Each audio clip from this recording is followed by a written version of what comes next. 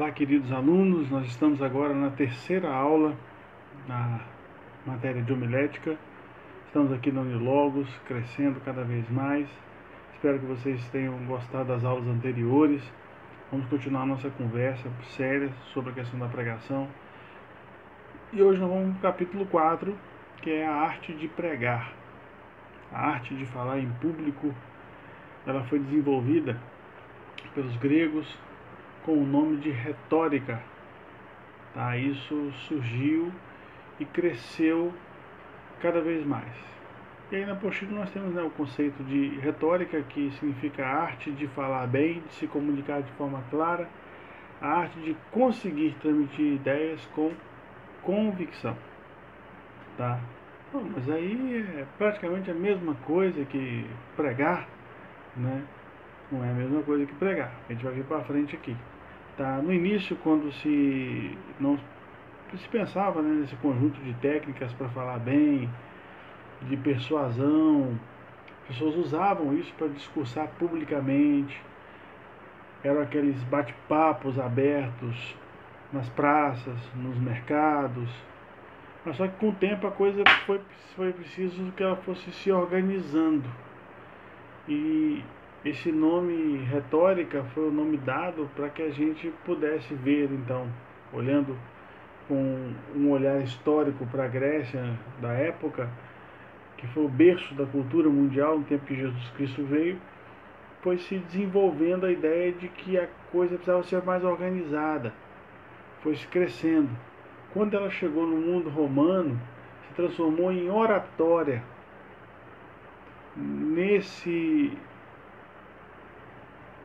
Nessa confusão que existe hoje, por que então que não chama homilética de retórica ou de oratória? Porque na história isso acabou se tornando meio que profano. Para falar lá em lugares que não é de Deus, que não é da igreja, oratória e retórica. Para falar na igreja, homilética. Tá? Isso foi uma questão histórica. E aí então o nome veio, homilética, e abraçou todo esse processo que a gente conhece hoje da arte de pregação. Tá? No primeiro século da era cristã, os conceitos gregos influenciaram o pensamento. Paulo é um cara da escola judaica, mas também de uma escola grega, porque Paulo era um cidadão do mundo. Então Paulo usa muito a retórica grega nas suas pregações.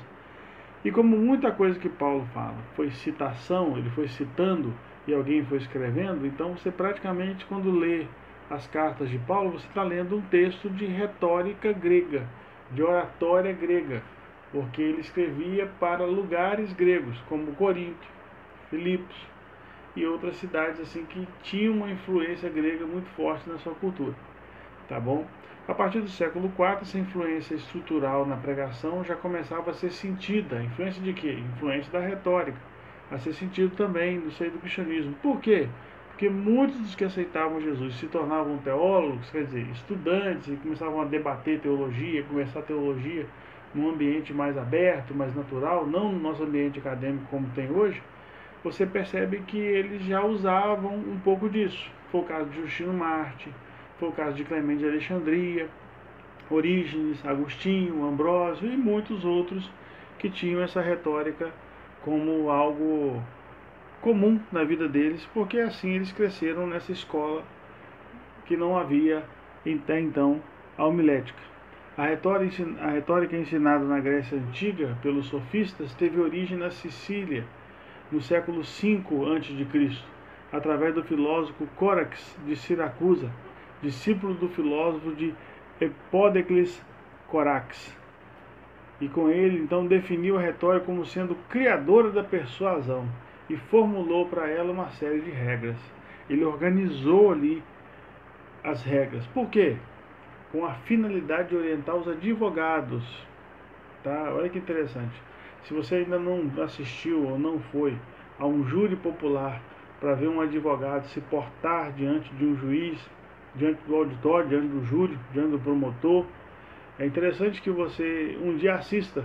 Eu já tive esse privilégio de ver, né, tanto os debates, né, as discussões ali entre si, que são poucas, porque na verdade há um momento para cada um falar, há um momento imprecatório, há um momento da da réplica, da tréplica, e aí você tem todos esses momentos específicos, mas ali a oratória impera.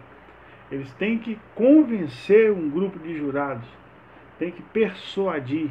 Então, como isso é antigo, né? Como isso remete lá na Grécia, remete a Roma, só mudou um pouco o formato. Mediante a tudo isso, criou-se regras. Essas regras tinham por finalidade orientar os advogados que se propunham a defender a causa das pessoas, tá? Que desejavam reaver, né, seus bens, suas propriedades, tomadas às vezes por tiranos. Então, vamos organizar a conversa, vamos organizar esse bate-papo aí, tá? E muito importante a gente entender que era necessário se adestrar, se dominar bem o julgar, o falar e o agir, tá? Então, o agir, quando a gente fala, é até a forma de você dizer uma frase está dizendo muito. Você pode dizer uma coisa, mas o seu corpo está dizendo outra.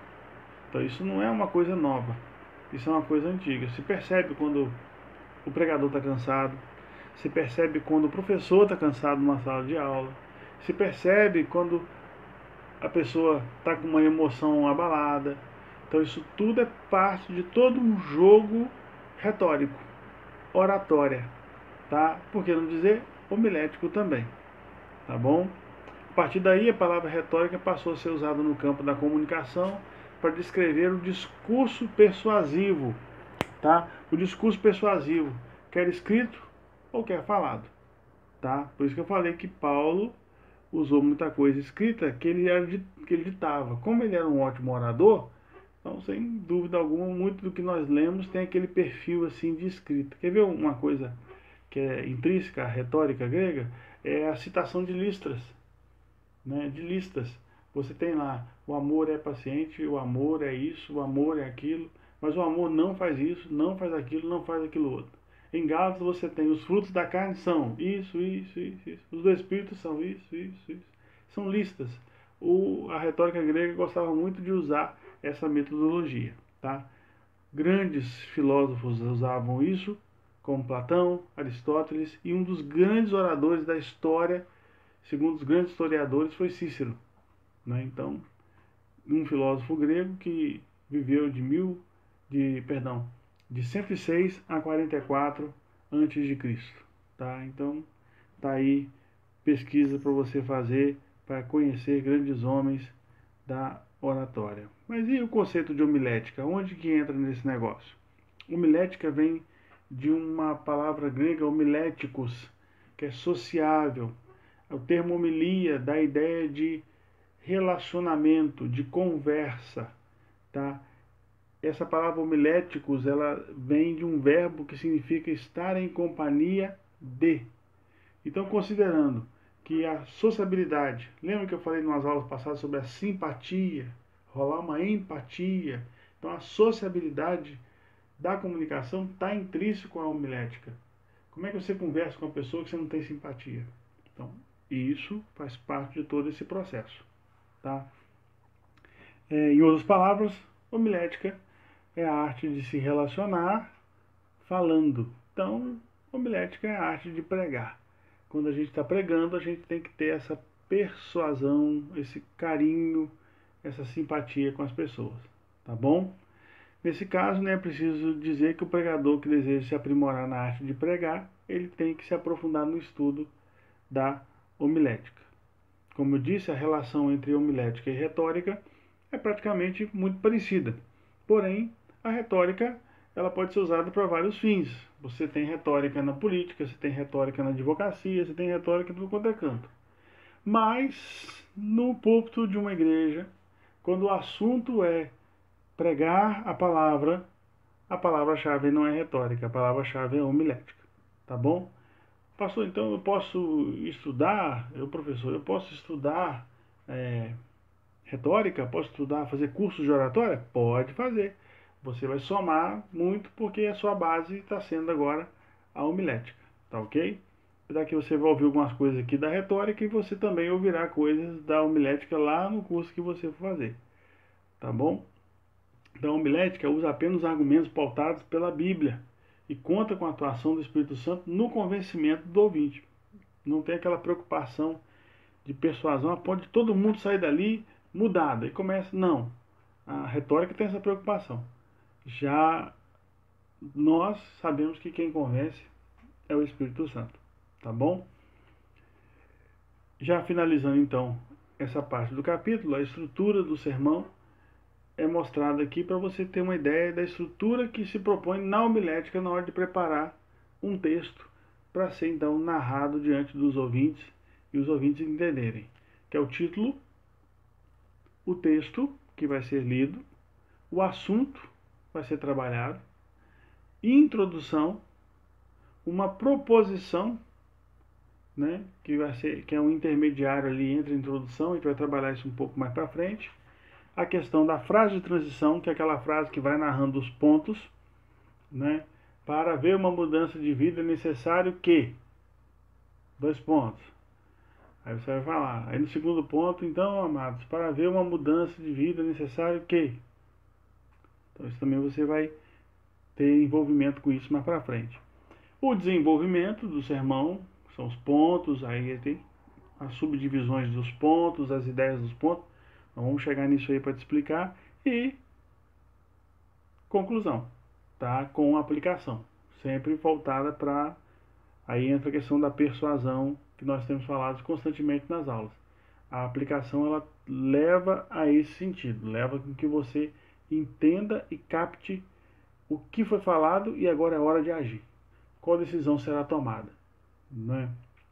O pastor Jeremias Pereira ele tem uma frase que é muito interessante que diz assim: não importa o que você pensa ou diz, mas sim aquilo que você decide e faz. Então, essa frase ela resume bem o que é a ideia da conclusão. Não importa o que o seu ouvinte vai falar agora, mas não importa o que ele vai fazer. Você ouviu, você entendeu, você aprendeu. O que você vai fazer com isso agora? Então é hora de aplicar, tá bom? Vamos para o capítulo 5 nessa aula de hoje. Vamos entender um pouquinho essa questão aqui do título do sermão. O título é o nome que o pregador dá ao sermão. É como se fosse a manchete do jornal. Aquilo que desperta você a ler aquela matéria. Então, se você tem o hábito de colocar ou de escrever o título do seu sermão num boletim, por exemplo, da igreja, o pessoal está ciente do que vai ser pregado, então isso tem que despertar as pessoas. Se você for pregar em série, vários sermões assim em sequência, isso tem que chamar a atenção. Né? A pessoa precisa... O que ele vai falar? Então isso tudo faz parte. Você pode usar termos teológicos, você pode usar chavões, pode usar provérbios, frases de efeito. Eu conheci um pastor que ele usava títulos de filme invertido. Por exemplo, ele foi pregar uma vez para jovens e na época lançou aquele filme do Procurando Nemo. E se percebeu que naquela época havia uma preocupação muito grande com demônios daqui, tudo é demônio dali e tal. Aí ele criou um slide, né, usando a imagem do Nemo e colocou lá, Procurando Demo. Aquilo para a juventude foi um arraso, assim, a galera gostou demais, porque procurando demo, né? Então, são coisas criativas que você vai trabalhar, tá joia? Em seu livro sobre a preparação e entrega de sermões, Broaddus, que é um grande livro para você adquirir sobre a pregação e a entrega dos sermões, Broaddus ensina que um bom título deve ter as seguintes qualidades. Ele deve ser interessante, tá? É aquela questão do despertar, e aí na apostila narra, né, que uma coisa interessante que Broaddus coloca, a questão do bom samaritano. Se você falar lá, o sermão hoje é sobre o bom samaritano, legal, já ouvi essa história. Mas se você virar e falar assim, hoje nós vamos falar sobre a história de uma emboscada, aí a coisa muda. Tá? Porque a pessoa fica, emboscada? Quem que preparou uma emboscada para quem? Como é que termina essa história de emboscada? Né? Te remete às vezes à polícia, né? Querendo pegar alguém. Que história é essa? Vai gerar curiosidade. Gerando curiosidade é diferente, isso vai despertar interesse, tá? Outra coisa, deve ser honesto. Se o título ele é um chamariz, ele é um negócio que chama atenção, então, no mínimo, ele tem que ser condizente com o que vai ser ensinado, com o que vai ser pregado.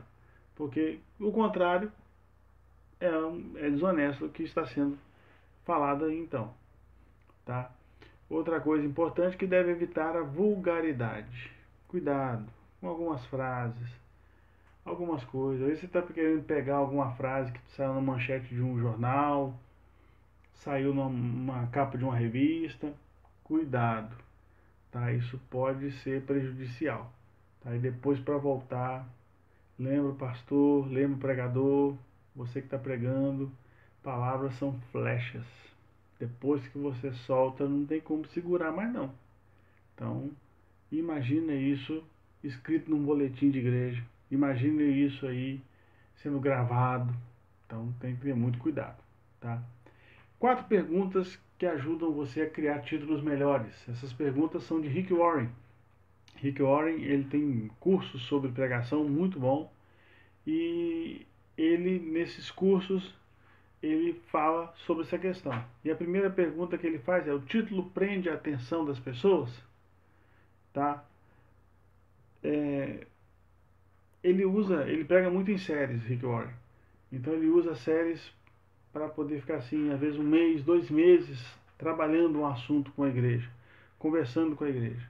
E ele sugere alguns títulos, por exemplo, como enfrentar as mágoas da vida, quando você precisa de um milagre, aprendendo a ouvir a voz de Deus, perguntas que eu queria fazer a Deus, e há muitas outras ideias que ele cita também em seus livros. Perguntas de Jesus, alguém se encarrega de responder? Então, são coisas que chamam a atenção, prende a atenção. A pessoa fica, poxa, eu quero ouvir o que esse cara vai falar, eu quero ver o que esse pastor vai dizer. Isso ajuda nesse processo, tá? O título é claro, ou seja, esse título fala por si mesmo, sem necessidade de explicações adicionais. Isso é igual piada. Se você tem que explicar a piada, ela não tem graça. Então o título também tem que ser contado de uma maneira, numa frase de impacto, bem bolada, bem pensada. Quando o ouvinte ouvir, ele, pô, legal isso aí. Achei interessante esse negócio. Eu quero ir lá ver o que ele vai dizer, tá? Infelizmente, há muitas mensagens evangelísticas que ficam constrangedoras por causa dos títulos confusos, sem cor, banal. Olha esses exemplos aqui, ó. Uma caminhada não muito longa do outro lado da estrada. A tempestade que junta. Pedro vai pescar. E aí? Tá. Rio de sangue. Talvez é Rio Nilo, né? Nada como um relógio de borracha. O que esses títulos comunicam? Nada. É mais importante ser claro do que ser bonitinho. Tá? É mais importante você ser claro do que fazer uma coisa. Não. É importante que você passe uma informação boa. O título apresenta as boas novas? É a terceira pergunta que o Rick Warren faz. Em seu primeiro sermão, Jesus anunciou o tom da sua pregação: o Espírito do Senhor ungiu-me para pregar as boas novas. Todo mundo parou e olhou, né? Ele está falando o quê? Aí começou, né, a ler o texto, e aí ele fecha o livro e fala: esse dia chegou. Então, prende atenção. Aqui estão alguns títulos da série que usei para comunicar boas novas, né? Falo de Rick Warren. Palavras encorajadoras da palavra de Deus. O que Deus pode fazer através de pessoas comuns como você. Deleitando-se no tempo de vida que lhe resta. Uma exposição de Filipenses, né? Lá manda se alegrar, né? Então deleite-se no tempo de vida que lhe resta. Não está falando de morte, está falando da vida para frente, né? Vamos nos deleitar e vamos nos alegrar. Regozijai-vos, mais uma vez vos digo, regozijai-vos, é a grande fala de Filipenses. O título está relacionado com a nossa vida diária, tá? Algumas pessoas criticam a pregação que visa aplicar os princípios em nossa vida como sendo superficial, simplista, inferior. Para elas, a única forma real de pregação deve ser a didática, a doutrinária. Não, vale a pena ser claro, ser preciso, mas também falar de coisas do dia a dia. Quer alguém mais simples que Jesus Cristo, que falava coisas do cotidiano? Fica essa dica. Simplicidade é uma chave que abre muitas portas de coração, tá bom? Dwight Moody disse uma vez: a Bíblia não nos foi dada para aumentar o nosso conhecimento, mas para mudar nossas vidas. Que isso seja algo real e que na hora de preparar um título de sermão, lembre-se, Isso é para começar uma conversa, para chamar a atenção do seu ouvinte, para ele crescer espiritualmente, crescer em Cristo Jesus. Nós temos a mensagem mais importante do mundo para mudar vidas. E por que nós não mudamos? Porque às vezes, até na hora de preparar um título de sermão, nós não pensamos bem nisso. Tá? Pastor, mas eu não tenho preparado o título de sermão, eu vou falando o texto e tal. Mas se você pensa em chamar a atenção do auditório, é bom que você crie pelo menos um nome interessante para que eles possam começar a se despertar para aquilo e até ajudar você a dividir pontos, a dividir ali assuntos interessantes. Tá joia? Deus abençoe vocês, tá? E releiam todo o material, anotem algumas dúvidas, a gente vai estar conversando mais sobre alguns assuntos e em breve vocês terão mais orientação de como vocês poderão ter informações sobre mais coisas e se precisarem a gente grava mais alguns vídeos, a gente conversa mais para poder tirar essas dúvidas de vocês. Tá joia? Um grande abraço, fiquem com Deus, que Deus abençoe a vida de cada um de vocês.